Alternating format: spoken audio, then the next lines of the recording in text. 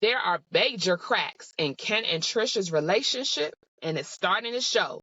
Let's get into My Love and Marriage Huntsville Season 9, Episode 12. This is the Fly Aunt Ebony Ivory. Don't forget to like, subscribe, and comment and engage with me. You can also follow me on my social media platforms, The Fly Aunt, Instagram, here on YouTube, and Facebook is Ebony Ivory. All right, so we start the episode out with none other than the Fletchers.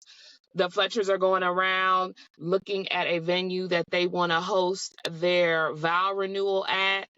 The outside, it just definitely looks like an old manor, an old plantation house, in my opinion. The inside is nice.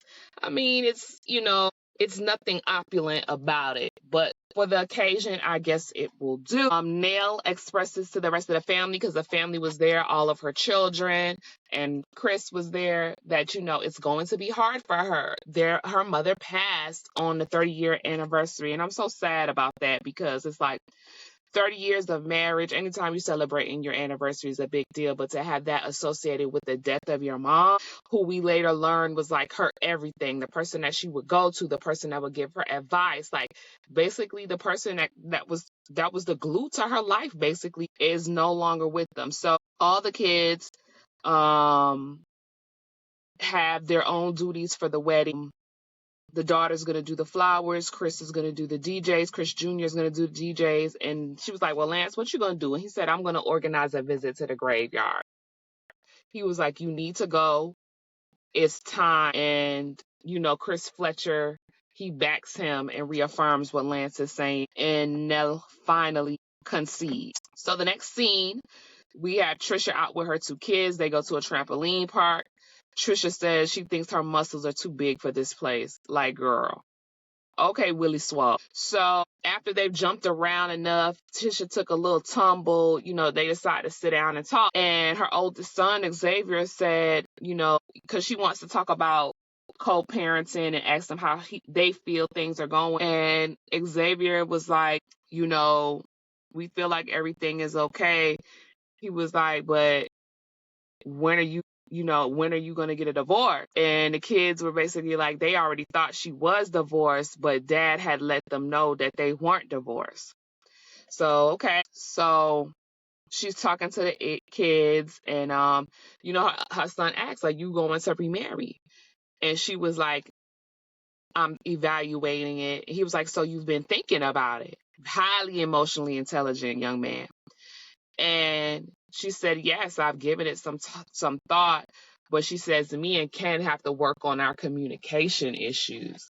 And I was like, oh, they haven't. Okay, this is the first time I'm hearing that. She was like, but one day I will, but not anytime soon. So I feel like we always learn a little bit more about Trisha every episode, every time she gets asked the same question. And remember what I say, the truth is always the same. Lies always change. So, all right, so the next thing we have is that the next scene is Trisha comes by Nell's house. Nell has a really nice spread. And baby, Nell didn't waste no time getting to the meat and potatoes, okay?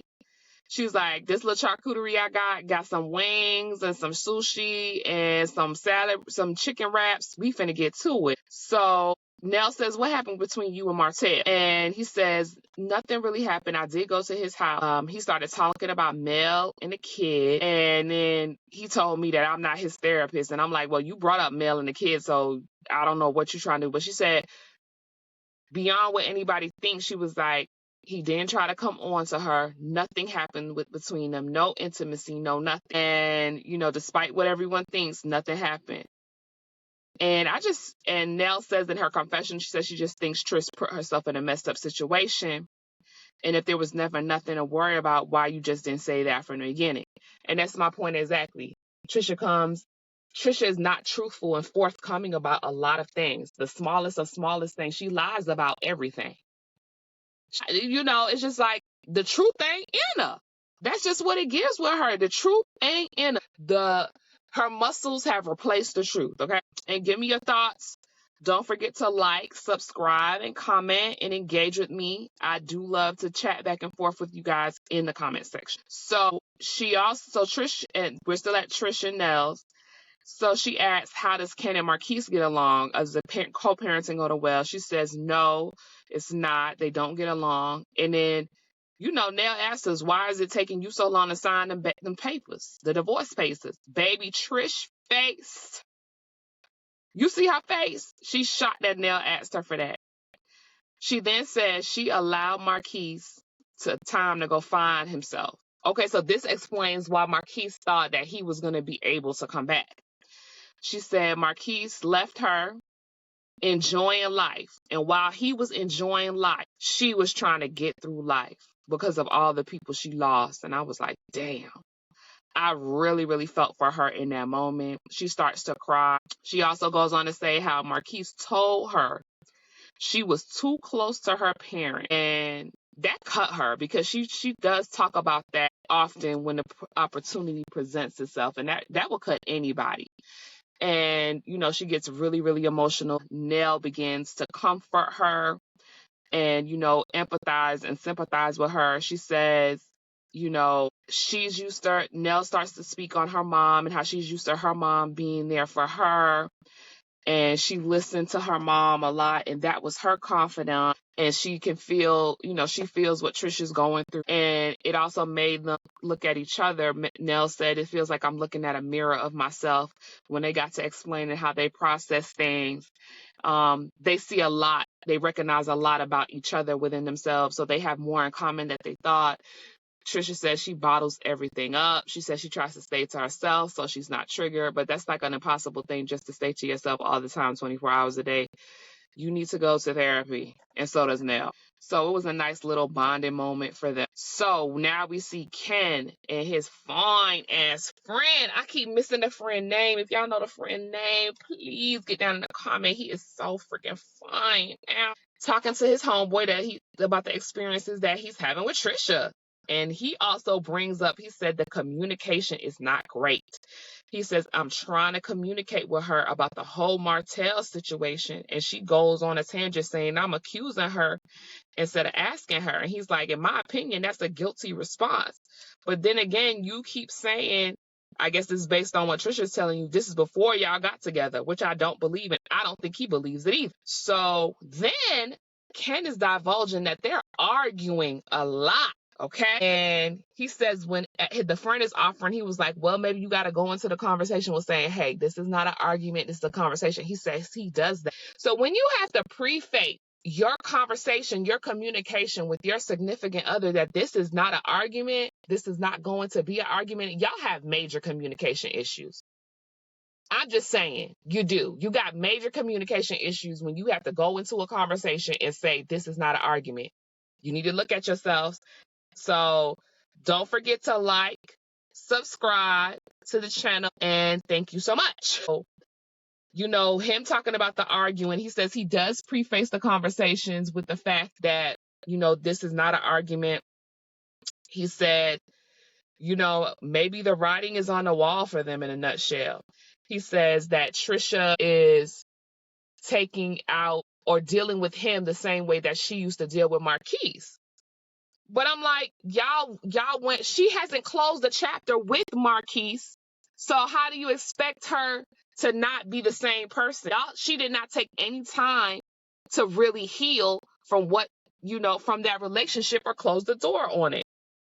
So his friend then asks a very good question. He was like, is she divorced? Of course, he says no.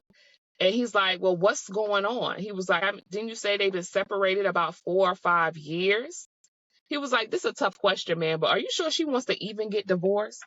They were high school sweethearts. And I was like, dang, his friend is holding his feet to the fire, asking him some really good questions. And what I noticed is that Ken makes excuses for Trisha. He really does. So in his confessional, he says that the reason why Trisha may not be filing for the divorce is because the family may be upset about the divorce.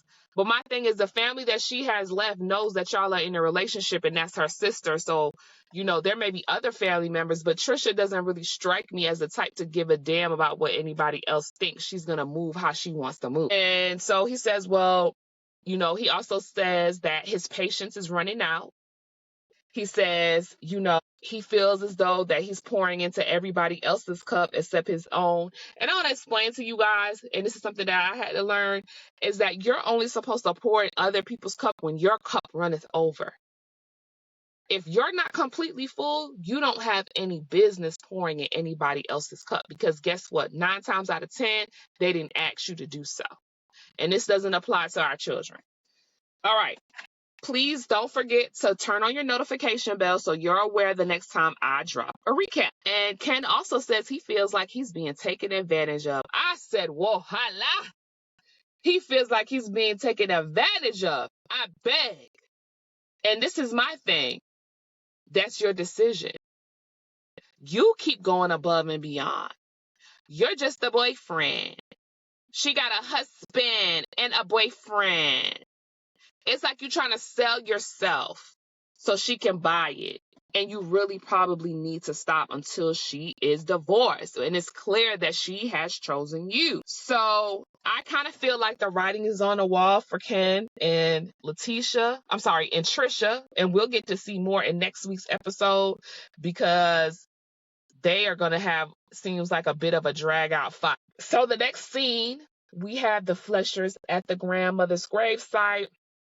Super duper emotional. It was much needed. Nell Fletcher had a full-on breakdown. She was on the ground next to the grave, telling her mom how much she missed and she loved you. The other family was really emotional and standing around. You see Lance turning away from the camera. She let her know she hopes that she's making her proud, how much she misses her.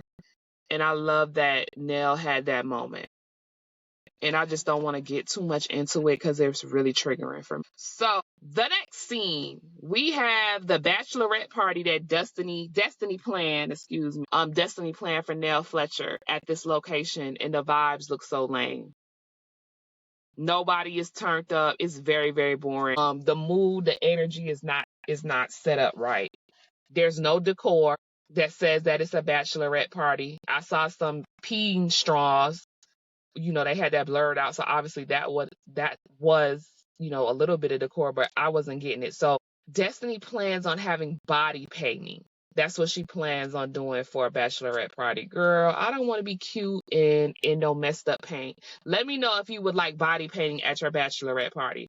Like, I'm very much old school. I want to see strippers. I want to see shots. I want to see drinks. I want to see games. That's the kind of bachelorette party that I like. All right, so all the usual suspects are there, and they all greet each other. You got Kimmy, you got Letitia, and then Mel walks in. Mel ain't had no makeup on. Mel looked like Trisha was there too. Mel did look like she came there to have a good time. So they all greeted her. Destiny was very nice to her, asked her if she wanted a drink, any of that stuff. And Mel was like, no, thank you. She was like, I'm not staying too long. I got something that I got to go do with the kids later.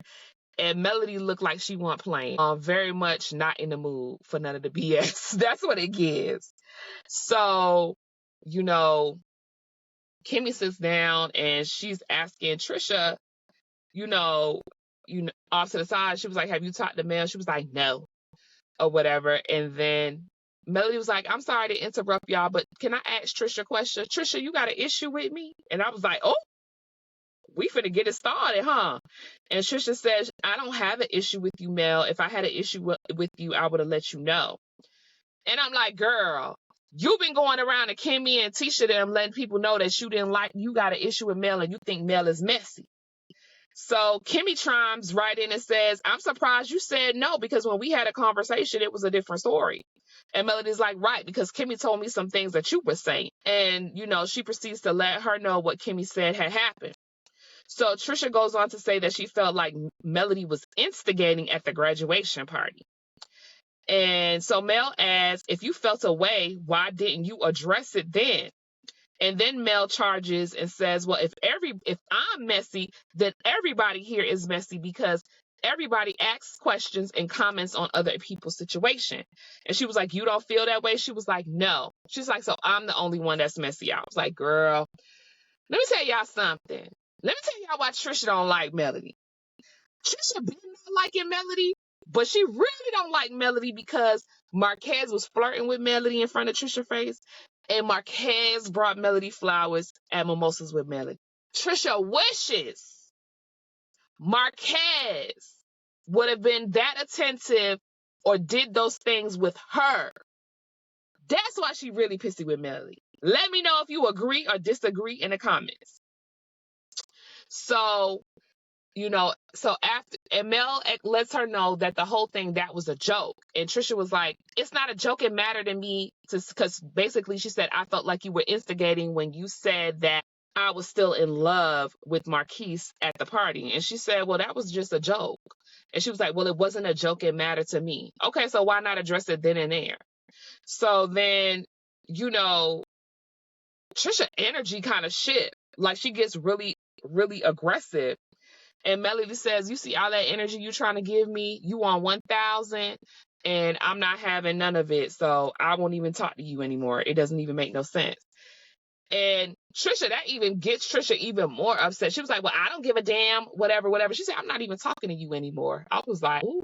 She said, Trisha is really, really upset. And she's like, I don't give a fuck, and start cursing and carrying on. And in Melody's confessional, she says, Trisha is on 1,000 and she's not going to speak to me like that. And I don't deal with people like that.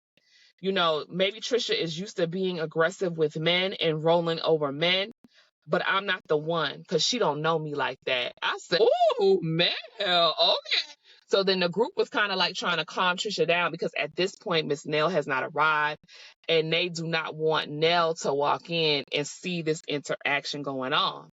So then, baby, guess who arrived? Miss Sunny. And y'all, I think Sunny is pregnant, y'all. I really do. Let me know in the comments if y'all know something or heard something, but I think Sunny is pregnant. So Sunny comes in and she sits down next to Mel and the episode comes to a close. Let me know what you guys thought about this episode and what you're looking forward to seeing next week. This is the Fly Aunt, Ebony Ivory.